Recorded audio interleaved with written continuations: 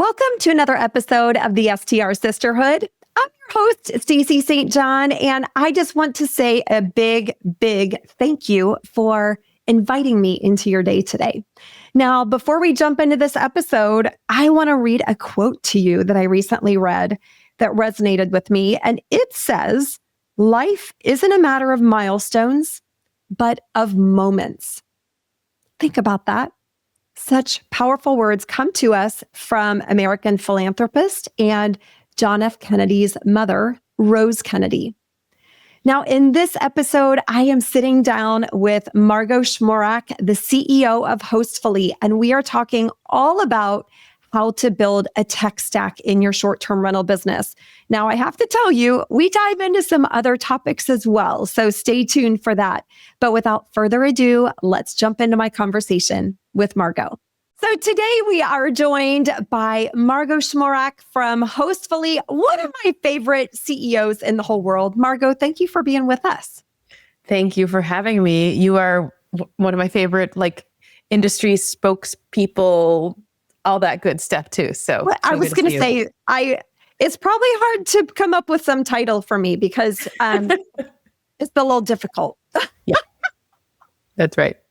Well, I'm so thrilled that you agreed to share with our listeners about the topic of building out a tech stack, because that is, I will say quite candidly, it's a job for hosts that is extremely difficult. And It's extremely difficult because there are so many different considerations. So just thank you first for being willing to kind of share your own perspective on this. And before we dive into that, though, I want to ask you this burning question because I've never asked you this before. You know, obviously, for anyone listening or watching, Margot is the CEO of Hostfully, one of the leading property management platforms in our industry. And she's not only the CEO, but the co-founder. And I'm just curious, Margot, when you founded Hostfully, what was the impetus? Was there something that you saw in our industry where you're like, hey, I can fill a gap or there's a need here? What was that like? Well, actually, it's a little bit more general than that for me because I had worked at a bunch of big tech companies and watched how these tech companies were making solutions for other companies that were just out of touch with real people. I was like, what does this do at the end of the day? I don't even really know. And at the end of the day, what it was making the shareholders of those companies richer, but not really the employees, it wasn't making them happier, their lives easier. So I was really looking for a company and a solution that would help real people. I could call someone up and say, did that help you today? Did it help you save some time, or did it make your day more joyful? Or did it help you get to your kids' soccer practice on time? That's what I really love. And then the other part of it for me is I really want to make an impact on the world, a positive impact. And I am not a politician. I do not want to be a politician. I am not a doctor. I'm not solving healthcare problems, but what I can do is create a really amazing work environment. And so one of the things that we prioritize at Hostfully is just a great team. And there's a lot of work that we put into making sure that it's a team that loves to do the job that they're doing, is super happy doing them. And, we have over 100 people on our team now. And it's just such a joy thinking that we're providing a livelihood and a good life for them and their families. And so that's how I think about it. It's a little different than I think a lot of property managers would. I think that's very true and very cool. And I will say, creating a culture like that, a culture that is focused on driving an impact for your people and for other people it's not easy to do. And again, I know we're going to talk about tech stack, but I also am just curious, what have you found to be helpful in creating a culture that impacts your team members' lives? Mm-hmm. Any snippets of information? Yeah. I have so many things, but I will say one of the most important things is make sure that you're hiring people into jobs that they're really excited about. Like you can have a person who's like a Swiss Army knife, but they're like doing like the job of a hammer for a while. And it's like, maybe they don't want to do that job all the time. And they can, and they're like doing it happily, but like over time it kind of wears on them. And then, the stuff that they don't want to do, like other people have to ask them for. So there's like this positive feedback loop if you hire people into jobs that they're really excited about, and a negative feedback loop if you hire people into jobs that they're not really excited about. So you got to find like perfect fit jobs for people. And we spend a lot of time in our interview process trying to suss that out. The other thing is just being really vulnerable and authentic, no matter where you are. I mean, I even on this podcast, these kind of spokespeople things, like I don't spend a lot of time preparing. I'm just really speaking from my heart, and people know that they can come to me and ask me questions, that I make mistakes, that they're going to make mistakes. And so just like having a safe space to learn and grow that's the second part, I would say. So I love that. Yeah. So good. Thank you for letting me pick your brain on a topic we were not planning to talk about, but I think it's so important because culture with your company, whether it's culture, if you're a solo operator and you have a cleaner, guess what? You're still creating a culture. That's you right. still want to have a scenario where that cleaner feels comfortable coming to you and saying, hey, I'm seeing some problems, or hey, I have these ideas, or hey, could we try something new? It doesn't matter if you're the only one in your organization right now.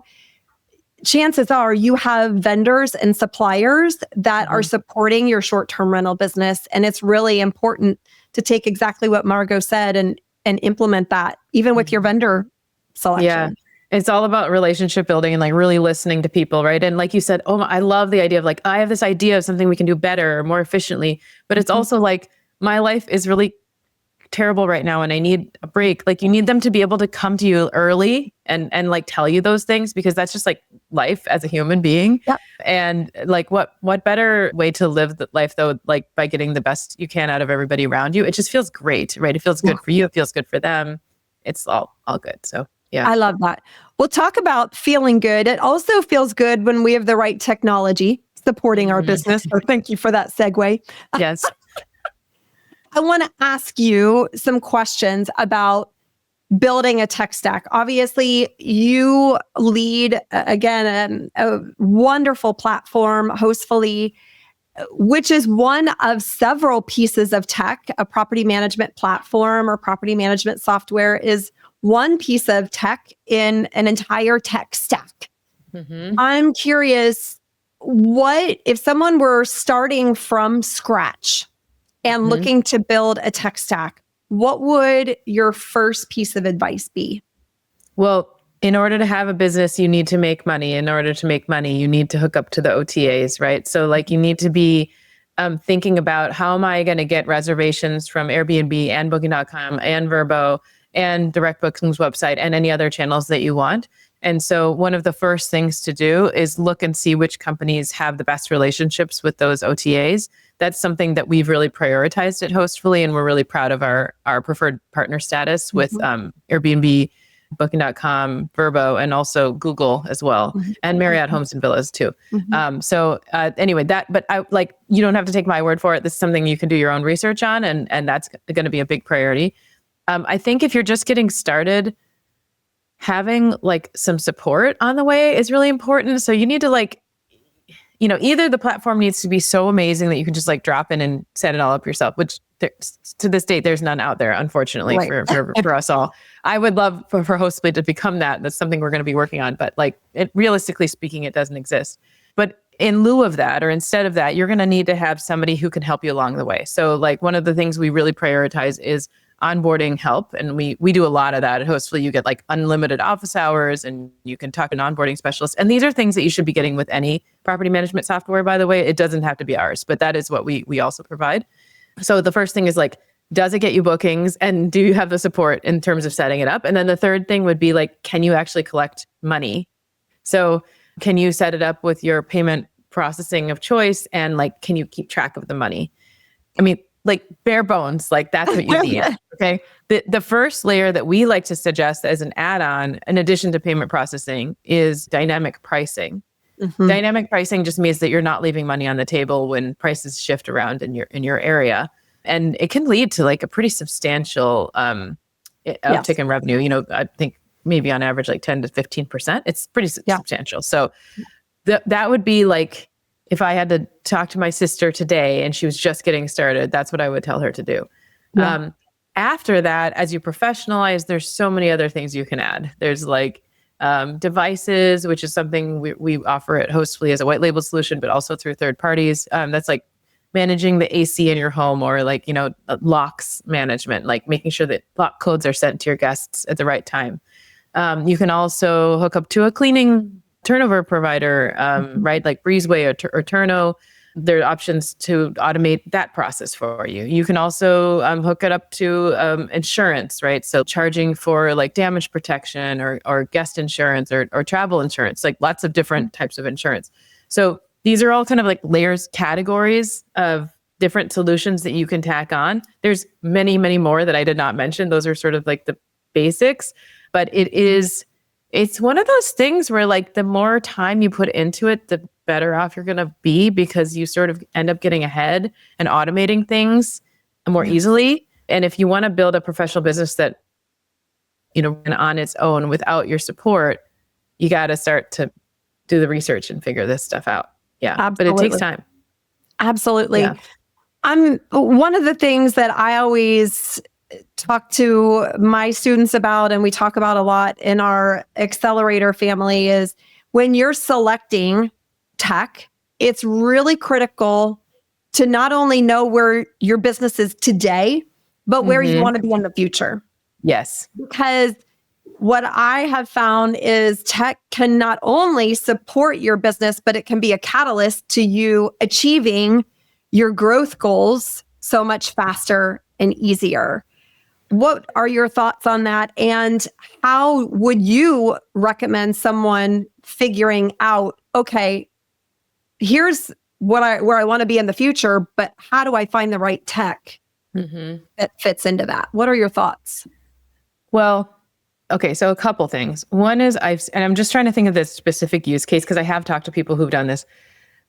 It is a mistake to not choose the property management software first, because what ends up happening is like you might get really excited about like a guest messaging software or like a turnover management software, but like it only will get you so far. And if you're missing the distribution part, like you're sort of missing the main part of your business. So like it like the distribution is what PMSs do. Go there first. It just makes sense. That's why I started out my spiel with that. Yeah. But I would also say that one of the things that Hostfully has done and that we feel really passionate about is building out a really robust integrations program. And what that means is that our software talks to other software tools out there using APIs. So there's like an automated backend that is like always maintained by the different companies. And if you go with a company that has that optionality, then you can kind of grow however you need to, right? Like your business might be, 1 today and then like 20 at the end of the year and like, 150 by next year. But if you have a solution that can kind of expand to bring in, other integrated partners, like you can really grow really unlimited fashion, right? I think that the bookings management and actually like some of the visualizations in the product will like kind of gets hard when you get into like the hundreds or thousands of properties in a portfolio.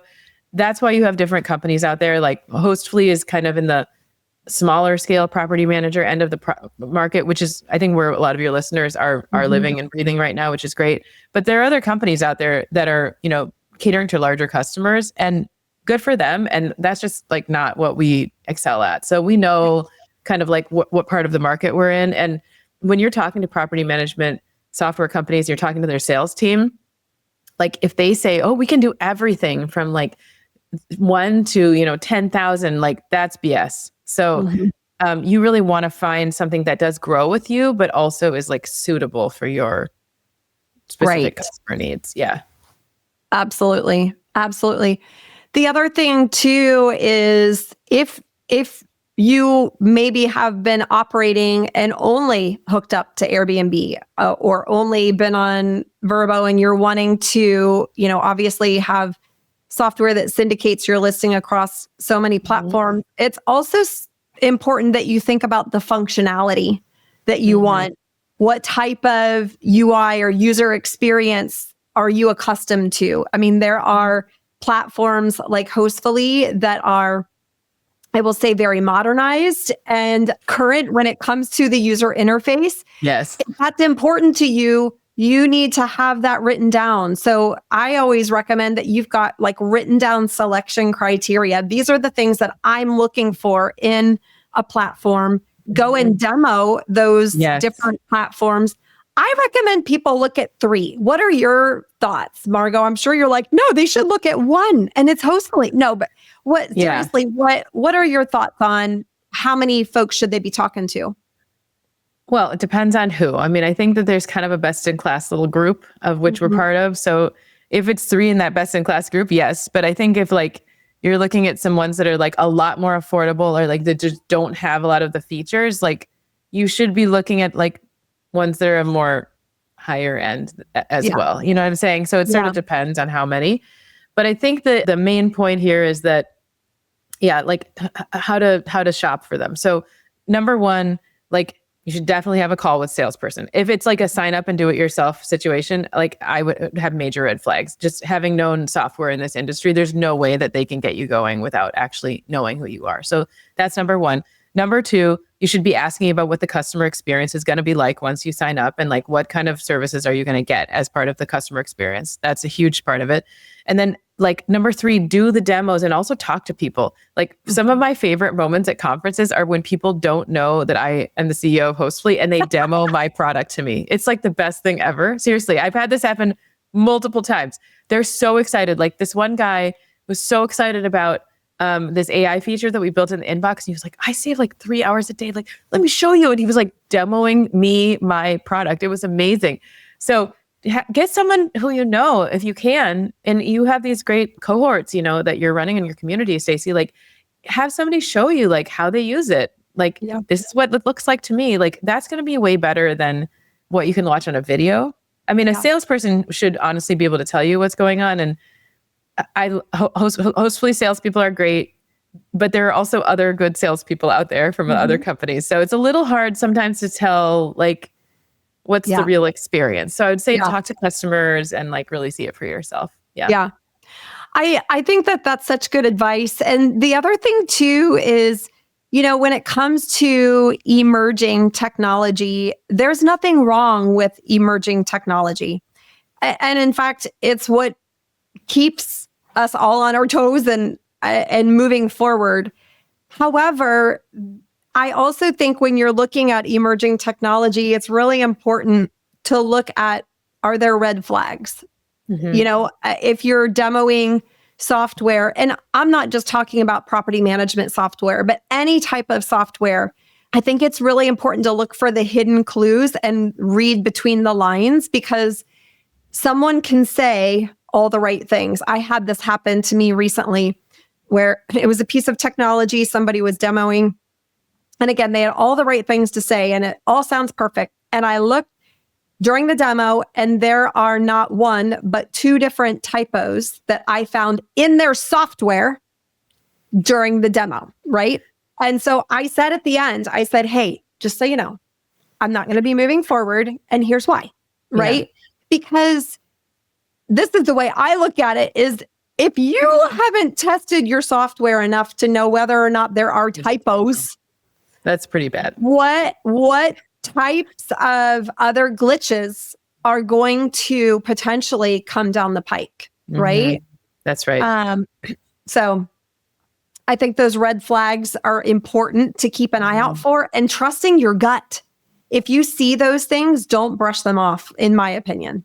Well, this is actually going back to this culture thing. Like one of the things that we look at in the interview process is we look at what people do, not what they say. And so it's like, did they follow up? Did they do it at the time that they said? Like, you know, we talked about something on the previous meeting. Like, did they remember? You know what I mean? Like, it's like those little things, because it's like a little like the typo thing. It's like like holding someone accountable for what they said they would do, as opposed to what they're telling you. Yeah, absolutely. There's a lot of like telling, like smoke and mirrors with telling. Yeah. It is so true. So true. So true. I'm curious, Margot, this is a little off topic of building tech stack, but I'm curious about AI and how AI is being integrated with Hostfully and how you see AI impacting your platform and others in the future. Well, I'm going to give kind of an interesting answer because I don't think people would expect this, but one of the huge ways that AI has impacted Hostfully is actually our ability to service customers. Really? So, yes, because we were part of a training program with Intercom, which is a customer support platform, and we started training our own AI to help customers with questions. And we've seen customer satisfaction and responsiveness like matches humans with that, which is great. And it's funny, we really pay a careful attention to this because as you can see, like I really care about customer support and customer success. That's like a main thing at Hostfully that we use. I mean, to reach customers, get feedback from customers, learn from customers, all that good stuff. But what we've done with the AI is actually like trained it so well that like sometimes customers will be like, I know this is an AI and I'm pissed about it, but damn it, you gave me the right answer. And I'm actually happy about it. Like they're sort of like reluctantly going along with the program because like I want to be able to, jump on with a customer and at the last minute, like give them the answer that they need, right? I want to be able to respond to customers when they need a response and I want to be able to give them all the right information. And if we can use AI to do that, that's okay. So that's number one. I think you were asking about in the product, but that's probably the biggest thing for customers. The second thing is in the product. So we have this really cool conversational AI agent that like goes in and researches all the things about your specific property and your business and looks at your past responses and then will like generate responses to guests based on what you've written before. That's really cool. There will be more ways that we can use AI in the future, but those are the two big ones right now. It's so fun. Fun. So correct me if I'm wrong. With Hostfully and that AI agent that you were just mentioning, is it required for someone to go out and get a third-party AI guest communications solution because you already have it built in? It's built in. It's built in. Although I will say that there are companies out there that probably have a more enhanced AI version of what we have, and we are integrated with a couple of them. So that's sort of like that's a perfect example of like if you have a small portfolio, maybe it's enough, you're getting what you need. But if you're like, no, I really, really want to like totally, transform all of my guest communications over to AI. I want to invest in a solution that does it, and it's integrated with Hostfully. You can do that too. So we give a lot of optionality there. Yeah. I want to go back to obviously building out your tech stack. One of the things that I think is also a mistake that so many people easily make is they get shiny object syndrome.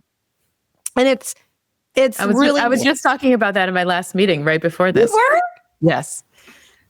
Okay, so talk to me. I'm assuming that you see this as well.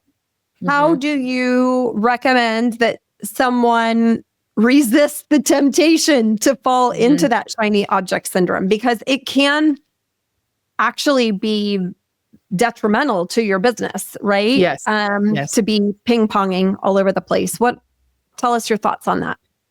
Well, just like we do things at Hostfully where we have a large team and, we're making lots of investments and innovating on the product. If we tried to do like 12 things well every year, like we just fail at all of them. So we really need to focus. That's the first thing. And I think like I used to like not understand why this was so important, but now I do, that the annual budgeting cycle is so important because it helps you understand like what are my goals for this year and what am I going to do and what am I not going to do? And then it helps prevent the shiny object syndrome because basically you choose like your top things that you're going to focus on, whatever it is. Like I'm going to expand my portfolio, or I'm going to improve my pricing, or I'm going to like upgrade my listings, or I'm going to, change the way the guest experience works. Those are examples for property managers. If you have your specific goals and you're doing something that doesn't help that goal, it's an easy answer that it's not the right thing. So it's almost like I have this thing where it's like I'm seeking no's a lot. Like I'm actually looking for no's, not yeses, because especially as things get complicated, like you can just get trapped in look over here, look over here. Yeah. Right. Yes. Right. That's a really good point. If you have a thing, like let's say it's like, I want to make more revenue, and you're like, oh, well, I wanted to do this thing to, with turnover management. It's like, does that really help me make more revenue? Maybe it does, because maybe you can have a shorter turnaround time, but maybe it doesn't. Maybe it's just about cost savings. And then it's like, well, that's not really my goal. So I need to stop. Right. So it's just thinking about layering on your tech stack in accordance with the goals of your year, whatever it is. Yeah. Absolutely. And I think too, again, just being proactive, first of all, knowing what your goals are, that's super important. And so many people, unfortunately, are just kind of navigating the day to day. They're not really planning their outcomes. What do they want their outcomes to be? And we're recording this in mid-September. Now is the time to be talking about 2026 goals. Yes.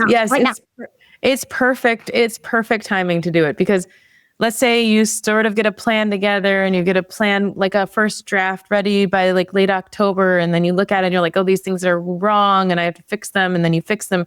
The end of the year will come around before you know it. There's Thanksgiving and the holidays. It comes really fast. It is such a blessing to have a plan ready on January 1st. And it takes about 6 to 8 weeks minimally to get there. So now is perfect. I love starting planning early. It brings so much like peace and calm to everybody on the team. And it can help you with those like holiday blues when you were like, oh, I got to go back to work. Because you're like, I know what my plan is. And this is what I'm going to try to do next year. It's like a perfect time to do it. So yeah. And, I think also if you're listening or watching and haven't worked in the corporate world, that is how large organizations do their annual planning. They do it in the fall, right? And it's a little counterintuitive for entrepreneurs perhaps to think about doing goal planning for the following year, the quarter before. But as Margot just mentioned, it makes your life so much easier. It just does. And fun, because you know what to expect. Yeah. And you can start to set things in motion right now that you're not going to implement until, like, as an example, let's say that one of your target outcomes is that you want to change property management software, or you want to get a property management platform in place. Well, maybe you want to be live on that property management platform come January. Well, now's the time to go ahead and start putting those criteria down. What's important to you? Start to demo things. Start to make a selection process so that by the time you're ready to actually implement, you've done all the legwork. That's right. In advance. Yeah, this is totally the time to do that. Anything related to staffing as well just takes time, right? Like you have to put a job rec out and you got to interview people and check their references, and then they have to put in their notice. I mean, like if you want to do anything in January, basically it's now that you have to figure it out. So yeah, I totally agree. I made the mistake for many years of not doing planning, and then you'd make plans for January, but then like if you haven't started, then you already failed when the year starts. It sucks. So don't do that. Yeah. Now, I'm curious, when you do your annual planning, so let's say you plan for 2026 in the fall, are you then going back and revisiting that annual plan quarterly, monthly? What does that look like inside your organization?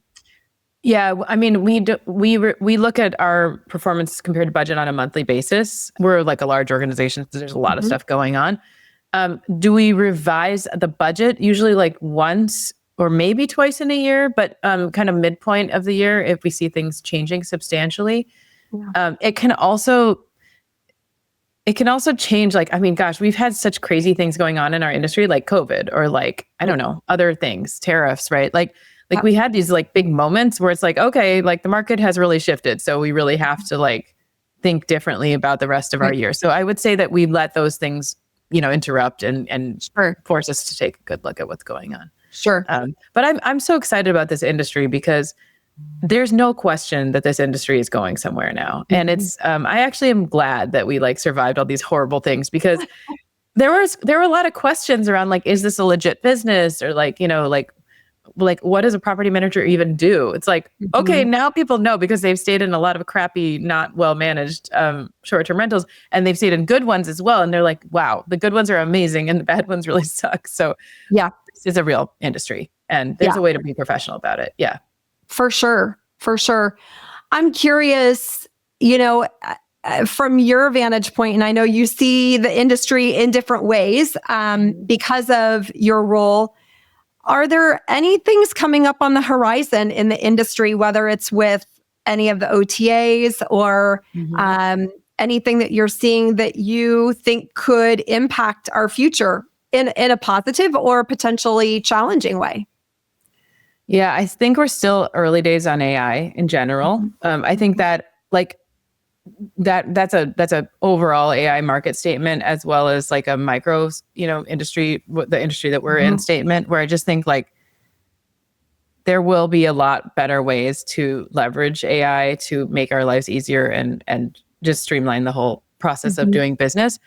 I also feel like there is a really exciting moment up ahead where usability becomes a really big focus for property management software platforms. And that includes Hostfully.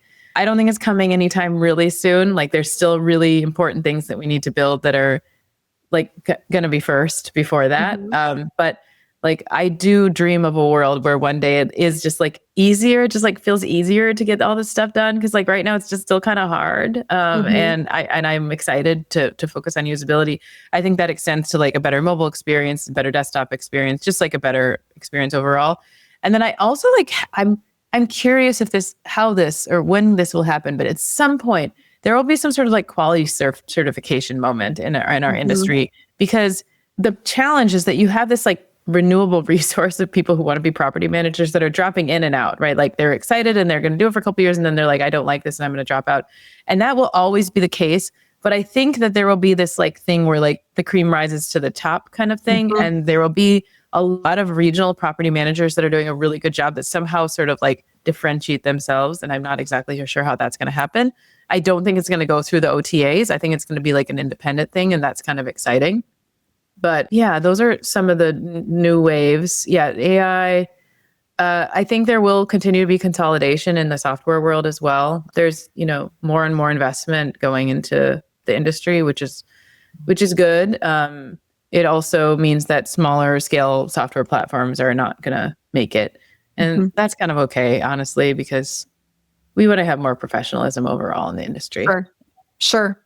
Yeah. I want to switch gears very quickly and ask you about real life outside of work. And why it's important for me to share this is because I know you on a personal level, and I know that just like me and so many of our listeners, you're a wife, you're a mom, you have hobbies, you are balancing 40 bajillion things. And I think it's important for women in our industry to understand that, yes, we're listening to Margot, who's the CEO of a major player in our industry, and she's saying super smart things, and she's in touch with super smart people and hires super smart team members.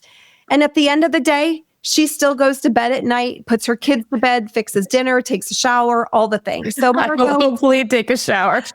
Margot, I'm curious, will you give us a little peek behind the curtains? Like what outside of work, what lights you up? Well, I am a kind of more is more person.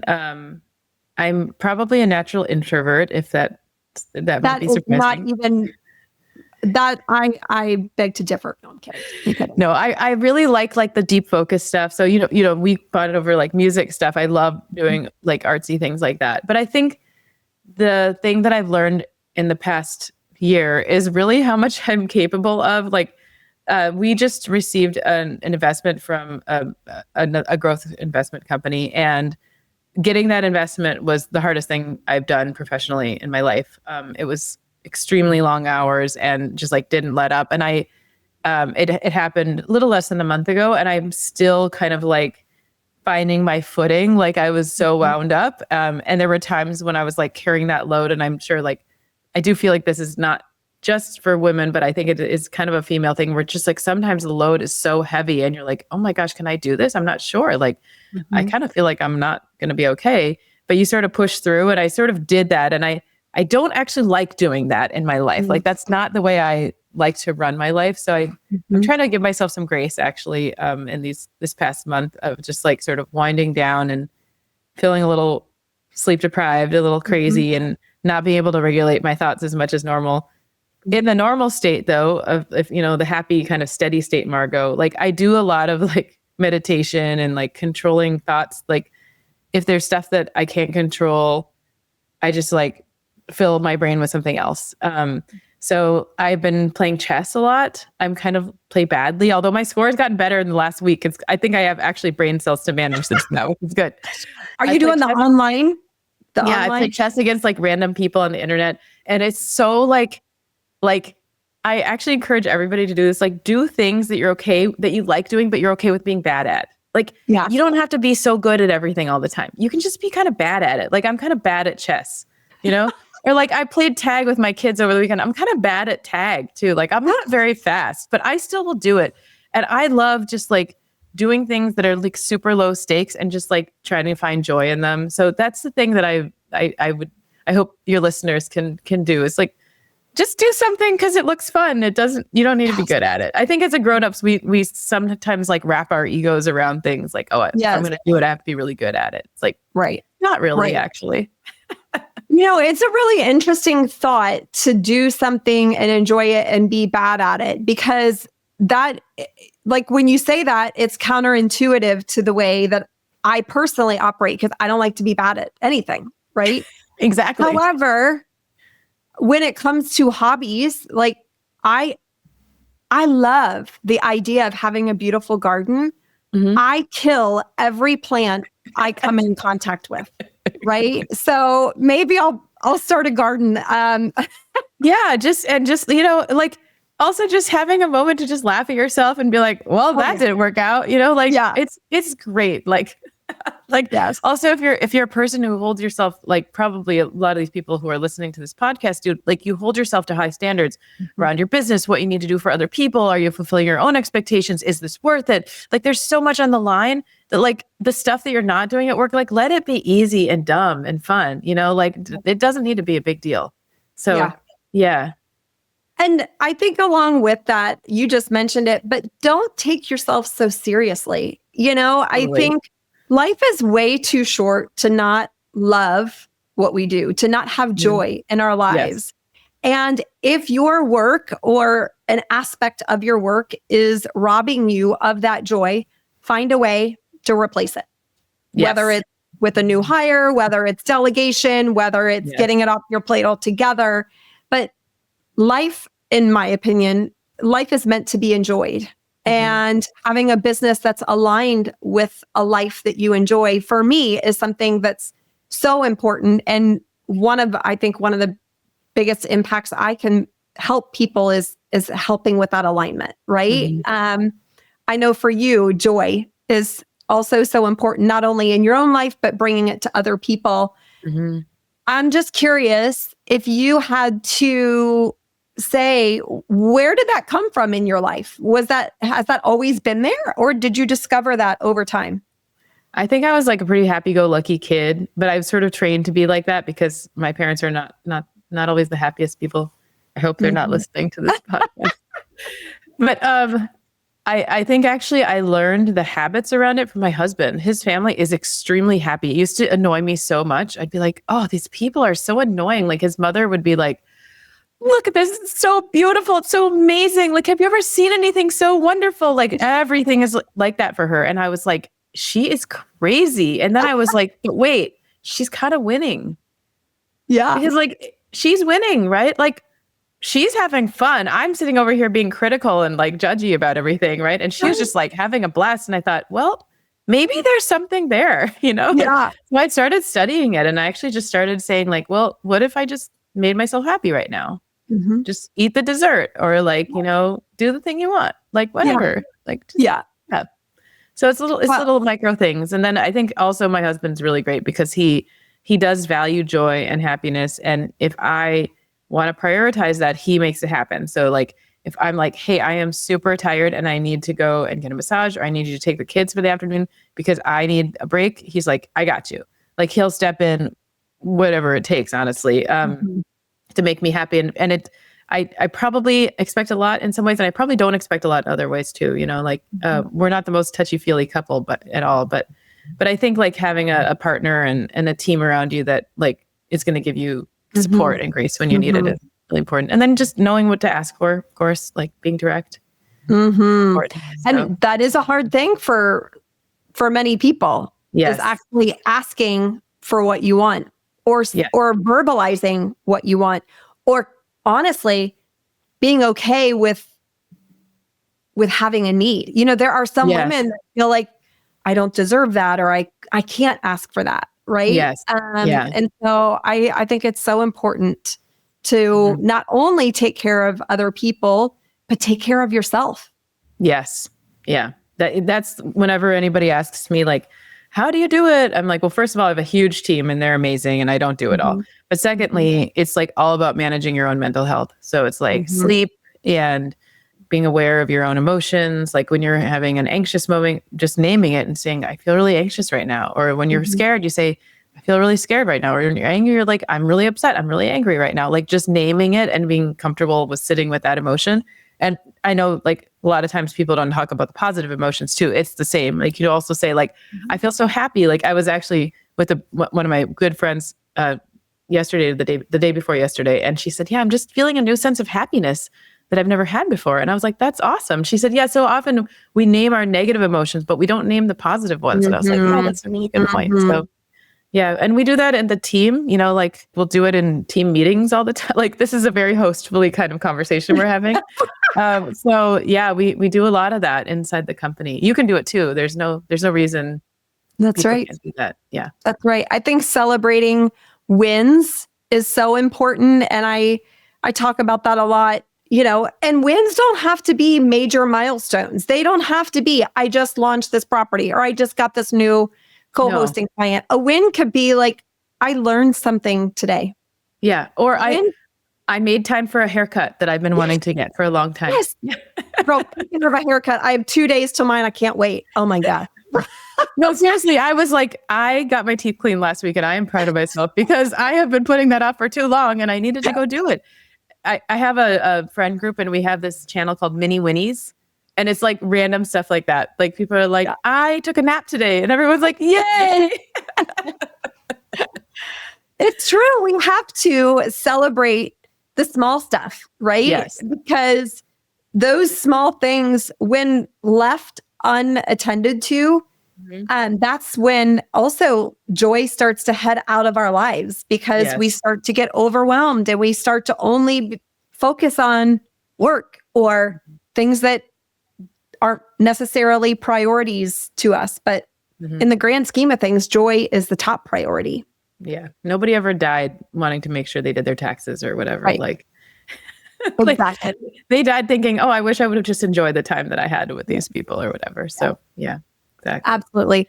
Okay, Margot, I want to move to the lightning round. Okay, so I'm going to ask you to answer with the very first thing that comes to mind. And I'm curious if any of your answers have changed. Okay. All right, first question. Where's your favorite place to vacation? That's so hard. I'll say our house in Sonoma. Ooh, yeah. Feel free to come visit anytime. Okay, I might just have to take you up on that. Yeah. Amazing. Amazing. And how long have you had the house in Sonoma and what's your favorite part about it? We've had it since 2020, I believe, or 2021. And my favorite part is that it's where our family goes to just like relax. And I've done a lot of singing retreats there. And I've also done a lot of girls' weekends there. So it holds a lot of special memories. That's awesome. Yes. That's awesome. Yeah. I love that. Okay. Next question. What's one place you've never been that you want to visit? Oh, so many places. Well, my husband went to Australia last week and we've been really wanting to go there as a family, but it's just hard. I want to go to Australia. I want to go to Japan. We're going to Guatemala this winter. So I'm excited about that. I want to go to Brazil. I want to go to Argentina. I really want to go to Buenos Aires. We have a big team there. So many places. All right. You got lots of traveling to do, girl. Yeah. That's so fun. All right. Next question. What's one thing you know now that you wished you knew when you were starting out in the world of everything Hostfully? I I wish I would have trusted my gut more. That's a good one. Where did you learn to trust your gut? Or how did that come to fruition over time? Well, sometimes, I mean, we all make mistakes as we're going along. And then sometimes you look back and you're like, oh, well, that was dumb. But then other times I was like, oh, I had this inner voice saying like, is this really worth it? Or was that and like, if I would have listened to it, I could have saved myself some heartache. So, yeah. The thing too about gut is an intuition. I call it my God rod, whatever you call it. God rod. I love it. I do. I'm imagining like a car. Oh, that's hilarious. So I think of it as a piece of steel rebar, not a hot rod, not a hot rod car, but steel rebar that actually comes through my core. Yeah. And it is down in my core. And I see it. I see it now. I see it. Yeah. And it sticks out the top of my head and it's like a little antenna, right? And it's like on the search for what is right and what is not right in Stacey's world, right? Yes. And the thing I will say is when your gut, your intuition is talking to you, it's not this loud voice. It is whispering. It is quiet. At least that's how it shows up for me. It shows up as a feeling I get sometimes, but it's not like this bright neon flashing sign. When you think about when your gut is talking to you, how does it show up for you? Is it similar or do you experience it differently? Well, it literally is my gut sometimes because everybody like carries their stress differently. Like for me, it's my stomach and my digestive system. Like if things are going well, then all is well. And if things are not going well, then all is not well. So I do feel it. I've actually like tried to train myself to be more attentive to the physical cues that come with stress because sometimes like if you're so in your head and you don't notice the feeling, like you miss an opportunity to check in and say like, wait, like what's going on? Is everything right? So I think it's like, I think that I wish I would have trusted my gut more on like what it takes to build a business and like be a little more business oriented. I think that like I did trust my gut on the culture thing and on hiring and like team and stuff like that. But on like the business building, I think I made excuses for reasons I didn't want to do stuff sometimes, like sometimes hard things. So yeah, that's what I would say. It's like, that's why I think the planning thing, going back to it, it's like what planning does is it orients your mind on like a goal. And then that's where your gut will tell you, like, are you heading towards it? Or are you like not really heading towards it? Like that's the sort of thing that you might feel. Exactly. I want to make you like a God rod, like a puppet thing that goes off your head. I love it. I'm envisioning a headband with something. Okay. Well, we'll go to Sonoma and we'll make it together. How's that sound? Okay, sounds good. All right. Next question. What is the best piece of advice you've ever been given? Oh, easy one. So my friend Davnit, who I lived with in my 20s, sat me down when I was like 26 years old. And she looked at me and she said, nobody else is living your life. You are living your life and only you will be able to make the best choices for your life. And I was like, okay. That's very wise. That was a really, really important piece of advice. I took it very seriously. Yeah. Well, and I was going to say, it's great advice to pay it forward and pass that along to others, right? Because it's so true. We are responsible for the choices that we make and the joy that we feel, right? And we can create anything our hearts dream up or our minds dream up. So yeah, that's awesome. And also nobody can really understand anybody else's experience truly, right? Like you just don't assume about anybody else. Just everybody's trying to do their best. I mean, I'm a very optimistic person. So I'm like, everybody's just doing their best. They're just trying. Yeah. All right. Last question. What's one thing and or person that you're grateful for today? I am really grateful for my children who keep things light and funny and really demand my attention sometimes when I don't always want to give it, but help remind me about why I'm here and what I'm doing. So I love working on, I'm trying to play the trumpet with my middle kid right now. Never played the trumpet before, but I'm learning how to teach the trumpet. My son Ben is in the other room, and we go on long walks together and talk about philosophy and like what the future of the universe. And then my daughter's 7, and she plays tag with me and critiques my outfits. So I appreciate that. Yeah. Amazing. Amazing. Margot, this is so good. If someone wants to learn more about Hostfully or schedule a time with one of your sales team members, what's the best place for them to reach out online? So you can just go to our website and just click on the chat bot, and there will be somebody there to like talk to you right away. But you can also email me, margot@hostfully.com, and I'm happy to receive your email and put you in touch with the right person. We're a very friendly group and happy to coordinate on our side. So if you reach out, we'll be there to shake your hand and get you in the door. Amazing. Amazing. Yeah. Margot, it's so good to talk to you as always. Thanks for being here. Thank you. Thanks for having me. Hey girl, before you go, grab your calendar and block out February 4th, 5th, and 6th, 2026. Why? Because those are the dates of the Short-Term Rental Virtual Summit for Women. Let me tell you, this year is going to be better than ever, and we've got some amazing surprises lined up for you.